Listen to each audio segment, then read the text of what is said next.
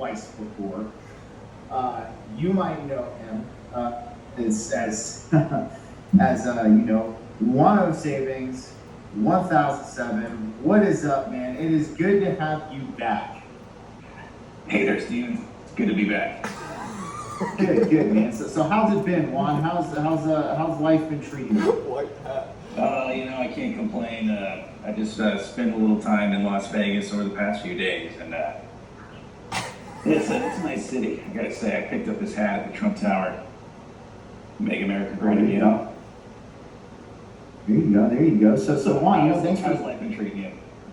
Well, life's good, man. Life's good. I mean, I'm sure you see the situation unfolding before us at this point in time. So I'd like to get your opinion on a couple things. I'd like to get your opinion on the current world stage status and the debate that just recently happened. I know you probably have some insight on this. I didn't really watch it. I didn't have time to see Biden shit his pants on the stage in front of the world. We've been working on that for a while. That was actually in the can. We just released it recently for the public viewing. How did you like it?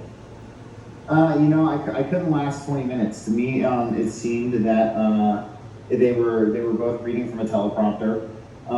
It seemed like we got this, what I would call this WWE-esque or like, Hollywood Awards ceremony-esque, pre-watch party on Rumble.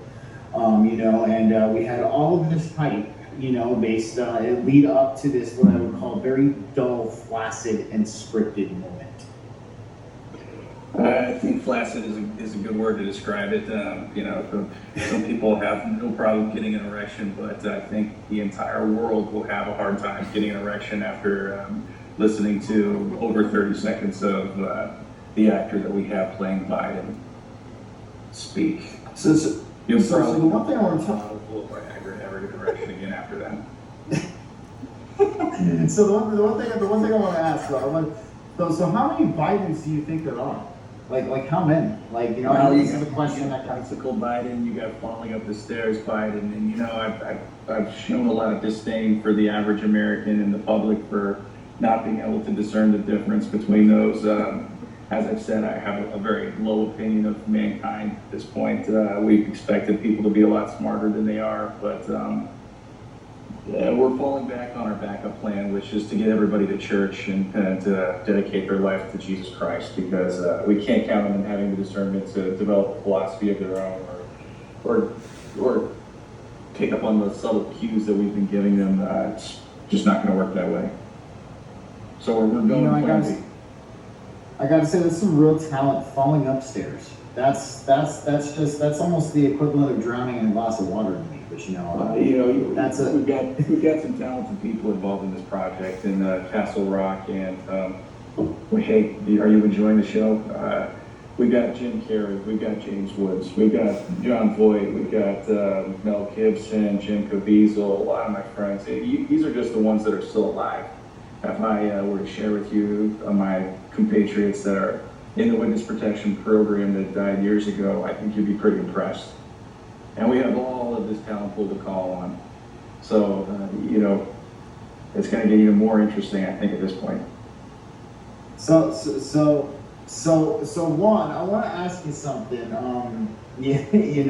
Just based on what you were saying, because I noticed you've almost been kind of a little bit, on the fence with Christianity. It seems as if, it's potentially you're using it to help at least keep, one particular group of patriots in check, if I'm correct. But I'm just curious. I mean, how do you feel about it in general? Well, I kind of took what your thinly veiled criticism from the last show to heart. I noticed that I was going on a lot of Christian shows lately. I hope you appreciate this. I did it for your sake. I've been on a lot of less Christian shows, more even keeled like Jean-Claude and Michael Jaco and Patriot Street Fighter and Mary Crowley. I noticed that a lot of people were starting to give me feedback stating the obvious, which is that Christians are kind of fucking annoying.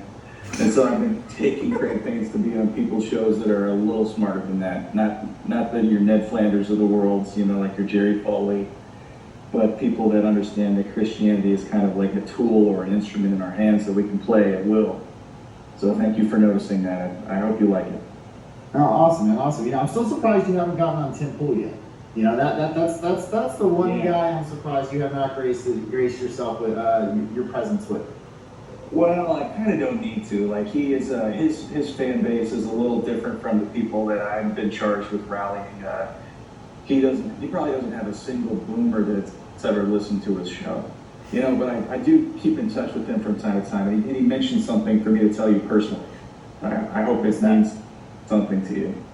Okay. He said he wants his beanie back. Okay. Well, Tim, you can tell Tim you can try to come take it off my head. How's that sound? You there, Juan? You broke up a little bit. He said he can take it off. He would challenge you to a skateboarding. Oh, I'm sorry. Can you hear me all right now? Yeah, I can hear you all right now. You challenge me to a skateboarding contest? Okay. That's right. Yeah, that's the best kickflip gets to wear the beanie. Well, I'm screwed at that, man, because but the one thing I gotta give you kickflip is, but I think yeah. Yeah, we'll see if I can still ollie, man. But the one thing I gotta give Tim credit for is he is actually giving back to the community now. He's buying a skate park, and he's gonna build a skate park for this community in West Virginia. And I gotta say, that was really nice to actually see him give back to the community for a change. Yeah, I noticed that the millennials, they tend to be a little on the selfish side. They don't seem to give a shit about humanity. I've been trying to get the boomers who are narcissistic in the other direction. They think they're the saviors of mankind to rub off on the millennials, but it seems to be a real tough gulf to cross there. I would have to agree with that. I mean, so Juan, I'm going to ask you this, because this is the one thing that I give the boomers a lot of shit for. It's probably the only thing I give them shit for, is they still think we can vote our way out of what's going on. How do you feel about that? Well, yeah, that's fine that they think that. Mostly what we need them to do, what we need all people to do right now, is to be buying a lot of guns and long-term storage food, silver, gold, tangible things, with the idea of actually building bunkers, thinking of a way to, as we say in the military, cover your ass as best as possible. Fuck all the other people, basically. We need people to be thinking selfishly and not in a very compassionate way, apocalyptically, because when Jesus comes back, which we're counting on, keep your fingers crossed. Okay. He's going to be going through the bunkers first, where you have your long-term storage food, and if you had insufficient means to cover your ass, he's going to just let you stay there. Sounds like Jesus really is coming back for judgment in that case, then, I guess, right? Well, Jesus, he's been checking in with me on a weekly basis. He's been calling and asking when it might be a fortuitous time for him to come and pick up the Christians. And I tried to get him to come years ago, but he doesn't seem to want to do that. He's got his reservations. They say heaven for the weather, hell for the company. I think Jesus just does not want to hang out with a bunch of assholes in heaven. He's waiting for some cooler people to join, like Jimi Hendrix or Jimmy Page or John Lennon. He doesn't want to be hanging out with the Christians. Actually, it reminds me of a little joke that goes like this. So Bertrand Russell dies and goes to the pearly gates, and because he was a good person but not a born-again Christian, St. Peter gives him some options. He says, I don't know where you want to end up in eternity, so why do I give you a tour of hell and then a tour of heaven, and you can make up your mind as to where you want to spend the hereafter. So Bertrand Russell says, yeah, that sounds like a good plan. Where should we look at first? And St. Peter says, let's go tour hell. So they go down there, and Bertrand Russell noticed immediately that they got Led Zeppelin on stage playing a rock concert in hell. Of all the bands. And he says, this music's pretty good. I kind of like it down here. And they're serving drinks, and there's a bunch of strippers on stage. dancing to the music, and there's people just really enjoying themselves. So Bertrand Russell says to St. Peter, okay, I think I've seen that hell is not what it's been cracked up to be. It seems like a pretty rocking place. And St. Peter says, okay, well, let's go tour heaven. We got to show you both places before you make your choice.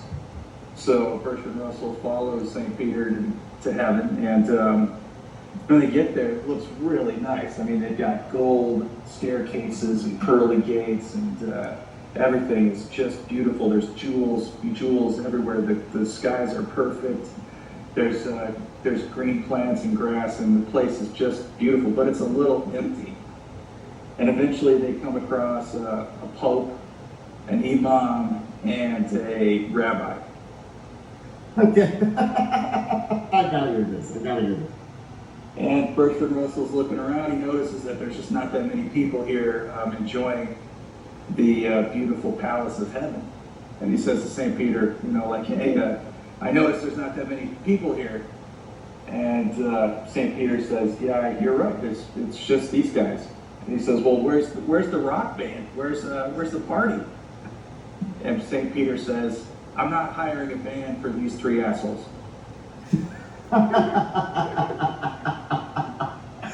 Oh man. No, I think it's funny though that you and Jesus at least, talk on a constant basis. I think that's great. Oh yeah. I got nothing against Jesus. He's a pretty cool guy. Died for my sins, blood of Jesus, all that stuff. I've drank his blood on a regular basis. I've eaten his flesh. You've heard of what is it, that stupid Catholic shit that they do where they eat the blood and drink the blood and eat the flesh. The Eucharist. Yeah. It's actually a ritual. Did you not know that? It's actually a ritual. Yeah. I know Christians don't like it being called that, but it technically is a ritual. That shit, man. I don't think of that as cannibalism at all. I think as far as death cults go, Christianity is at the top of the list. I mean, it is the tits. I love Christians. Love them. So I guess what I'm going to say is, that's kind of frustrating that Jesus isn't very happy with his own people. I mean, how can we? Oh, he is. It's kind of like you can really love somebody and not want to spend very much time with them. That's kind of where he's coming from.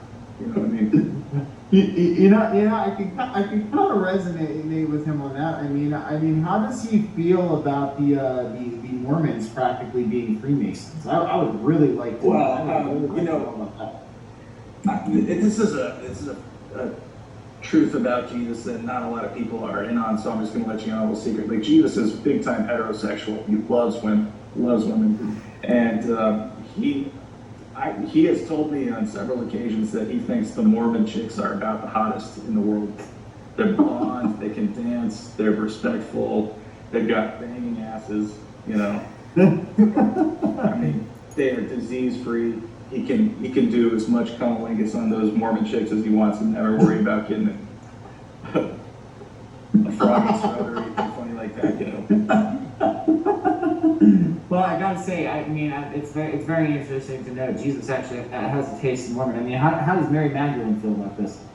Oh, she was not as much of a whore as the New Testament makes her out to be. Not as much of a whore as reputed, but that chick. I mean, she's been around the block. Let's just say she's no shrinking violet. I think she's GGG, as you might. Yeah, she's good to go. There's nothing that chick hasn't done. She's wild and crazy. She's one of those redheads, I guess. I can attest to that. Oh. Don't tell my wife. I'm not gonna say anything more. I got you. Like those Jewish girls, they know how to fuck. That's all I can tell you. Oh my goodness. All right, let's touch on this. So I'm curious, how irritated are you with consistently being asked about Trump on every single podcast you go on to? I mean, has it gotten to the point where it's starting to kind of annoy you a little bit, or are you still okay touching on those topics? No, I will talk about Trump ad nauseum. I think it's really important that we keep people's focus there because, as I said, a lot of them are riding the short bus to school, and we kind of need them focusing on just one thing at a time.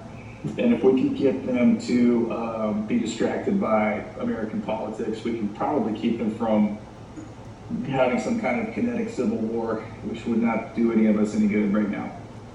So you know, there's been this statement going around, Juan, that you are the sedative for conservative Christians. You help keep them at bay from doing something stupid, and it seems like you've begun to understand that. I think that might be a catchphrase that you made up. I haven't heard it. Oh yeah, that's right. I did. I made that up in the last. Oh yeah. See, I forgot about that. I know. Okay, but yeah, I mean, have you lived? I don't want the word getting around that I'm the approved sedative for the conservative Christian base. Okay. They don't like to think of themselves as being the victims of some kind of elaborate psyop, so I try not to advertise that too much. It's okay between you and me if we understand that, but we don't want to get that around. Okay. Your secret's safe with me, you know. And the other thing too, I've been back to Antarctica lately. I wanted to ask you that. You know, I haven't seen you back there. I absolutely would like to go back to Antarctica right about now because it is fucking hot out here. I'm sweating my balls off. I want to get back to where it's nice. I hang out with the penguins on the snow for a little while. So I got a question from a viewer actually. Canadian Spinjo wants to know if you actually know Space Jesus as well. I didn't know Jesus had a brother. Well, I don't differentiate. I know a few guys named Jesus that mow my lawn and take care of the pool, but there's only one Jesus, and that is Space Jesus. Does that answer your question? Okay. Absolutely, yeah. But I think that answers the question. Well, one, you know, I'm curious. I mean, you know, we're coming up on the election coming up in November, and you know, I see two outcomes here. I see they're going to somehow, calm the divide in this country, and continue on with this slow decommissioning process that you've spoken about before. Or are they going to allow this to take us to the next level of decommissioning? I mean, I'm just curious if what your thoughts are on this. The decommissioning process needs to take as long as it possibly can because we gave an IQ test to the American people without their knowledge in the form of COVID-19, and let's just say the numbers came back a little disappointed. We did have a few people that stood up for themselves and showed that they are capable of being sovereign, but the many years of MK Ultra mind control training and hypnotism that the American people have underwent made it so that we have to elongate and prolong this decommissioning process for as long as possible. So it's going to be very disappointing for people who have an IQ above 75, but don't worry, that doesn't include most America. So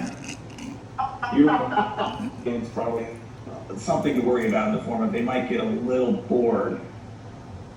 They might get a little bored because this whole show is, how can I put this delicately? The leftards, the liberals, the libtards. Yeah. So I mean, yeah. So in your eyes, we're going to continue to be in a stasis or apocalypse when?